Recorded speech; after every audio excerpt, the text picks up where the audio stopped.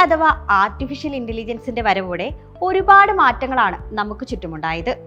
എന്നാൽ ഒരു വ്യക്തിയുടെ കൈയക്ഷരം അതുപോലെ പകർത്താൻ വരെ AI-ക്ക് കഴിയുമെന്ന ശാസ്ത്രലോകത്തിന്റെ കണ്ടെത്തലിൽ ഞെട്ടിയിരിക്കുകയാണ് നാം എല്ലാവരും.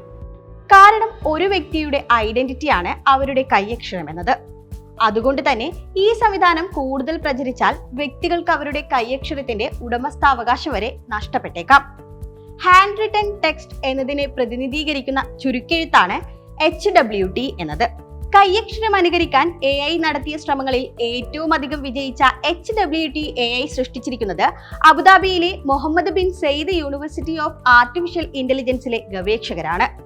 ഇതിന്റെ ആദ്യ മോഡൽ പ്രധാനമായും ശ്രദ്ധിക്കുന്നത് ഇംഗ്ലീഷ് എഴുത്ത് അനുകരിക്കുന്നതിലാണ്. കൈയക്ഷരം അനുകരിക്കാനുള്ള ശ്രമത്തിന് ഇതുവരെ ഉപയോഗിച്ചിരുന്നത് ജനറേറ്റീവ് അഡ്വേഴ്സറിയൽ നെറ്റ്വർക്ക് അഥവാ GAN ആണ്. ഇതൊരു ഡീപ് ലേണിംഗ് ആർക്കിടെക്ചറായി അറിയപ്പെടുന്നു. ന്യൂറൽ നെറ്റ്വർക്കുകളെ പരസ്പരം ബന്ധിപ്പിക്കുക വഴി ഒരു ഡേറ്റാ സെറ്റിൽ നിന്ന് കൂടുതൽ വിശ്വസനീയമായ ഡേറ്റ ജനറേറ്റ് ചെയ്യാൻ സഹായിക്കുന്ന ഒന്നാണ് GAN.